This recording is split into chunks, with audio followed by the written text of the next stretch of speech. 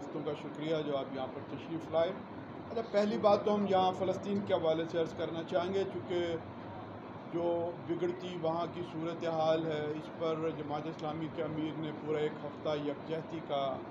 قوم سے اپیل کی، اور پوری امت مسلمہ کے عوام اور خاص طور پر پاکستان کے عوام ہمیشہ فلسطینیوں کے ساتھ ان کے دل دھڑکتے رہے ہیں۔ اس موقع پہ جو بڑا نازک صورتحال بن گئی ہے غزہ کی، ہم حکومت پاکستان سے مطالبہ کر رہے ہیں کہ وہ صرف بیان کی حد تک نہ رہے، انہیں متحرک ہونا چاہیے، شٹل ڈپلومیسی کرنی چاہیے، OIC کا اجلاس بلانا چاہیے، پاکستان کو اس کا مطالبہ کرنا چاہیے، اور کوئی قرارداد کے بجائے عملی اقدامات امت مسلمہ کو اٹھانے۔ فوج جو ہے وہ امت مسلمہ کے نام پر بنائی گئی تھی، ان کی طرف سے بھی اب کوئی نہ کوئی بیان آنا چاہیے۔ یہ لاکھوں فلسطینیوں کی زندگی موت کا مسئلہ ہے، انسانی المیہ وہاں پر جنم لے رہے ہیں، اور ذلت کی زندگی تسلسل کے ساتھ اسرائیل نے ان فلسطینیوں پر مسلط کی ہوئی ہے، اور جتنے بھی وعدے اس نے کیے، چاہے وہ امریکہ کی وساطت سے کیے یا اس نے کیے یا UN کے اندر اس نے جو باتیں کہیں، ہمیشہ اس سے وہ الٹ عمل کرتا رہا ہے۔ تو پوری پاکستان کی عوام حکومت پاکستان کی طرف دیکھ رہی ہے، اگرچہ یہ اپنے آپ کو انٹرم گورنمنٹ کہتے ہیں، دیگر معاملات میں بہت تیز ہیں، عمرے بھی کر رہے ہیں، بیرونی دورے بھی کر رہے ہیں، اور اس کے علاوہ بھی ایسے اقدامات اٹھا رہے ہیں جن کے لیے 2-3 سال درکار ہوا کرتے ہیں، اور ایسی اسامیاں بھی پر کر رہے ہیں کہ جو مستقبل کی حکومتوں کو کرنی چاہیے۔ اگر یہ سارا کام یہ کر رہے ہیں تو انہیں یہ والی ذمہ داری بھی پوری کرنی چاہیے۔ اس ملک میں کوئی نیا پن نہیں ہے، صورتحال بدلتی ہے لیکن اس کے اندر کوئی نیا موڑ نہیں آتا، صرف یہ ہوتا ہے کہ جو لوگ پہلے وزیر ہوتے ہیں وہ قیدی بننے شروع ہو جاتے ہیں، اور جو قیدی ہوتے ہیں ان کو جیلوں سے نکال کر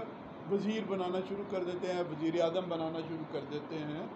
تو یہ جو سانپ اور سیڑھی کا کھیل ہے کہ کچھ لوگوں کو سیڑھی دی جاتی ہے اور پھر ایک خاص وقت میں وہ سیڑھی کھینچ لیتے ہیں اور ان کے سامنے پھر سانپ کھڑے ہو جاتے ہیں،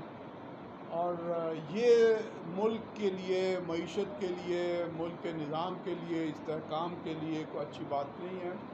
اسٹیبلشمنٹ کو اب اپنے اس کھیل کو بند کر دینا چاہیے، لوگوں کو مواقع دینے چاہیے، اور بہترین موقع انتخابات کا۔ لیکن اگر یہ انتخابات ماضی کی طرح ہوئے جس میں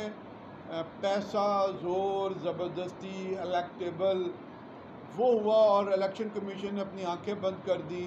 جو حد ہے پیسہ خرچ کرنے کی وہ بریچ ہونے پر اگر انہوں نے کوئی سٹیپ نہ اٹھائے تو یہ پھر سیاست اور جمہوریت نہیں ہے، یہ بچہ جمہوریت ہے۔ جمہوریت ملک کے اندر کبھی بھی نہیں آئی، اشرافیہ کی حکومت ہے، جسے میں ہمیشہ بچہ جمہوریہ کہتا ہوں۔ ٹوانے ہیں، لغاری ہے، مزاری ہیں، چودھری ہیں، نواب ہیں، انہی پر مشتمل حکومت ہوتی ہے، اور یہ ایک مافیا بن جاتا ہے۔ یہ مافیا جو وابڈا کی بنیادی حیثیت کو ختم کر کے تقسیم کار کمپنیاں بناتے ہیں، اپنے مفادات سمیٹتے ہیں، اور رینٹل پاور کے نام پر اربوں روپیہ یہ پاکستان کے عوام سے ان کی جیبوں سے لے رہے ہیں اور لیتے رہے ہیں۔ اور اگر ہم نے اس کھیل کو ختم نہ کیا تو ان کی جو اب تک کی منصوبہ بندی اور طرز عمل سامنے آیا ہے، اس کے بعد یہ ختم نہیں ہوگا، یہ اور زیادہ سینہ زوری کے ساتھ یہ کام کریں گے۔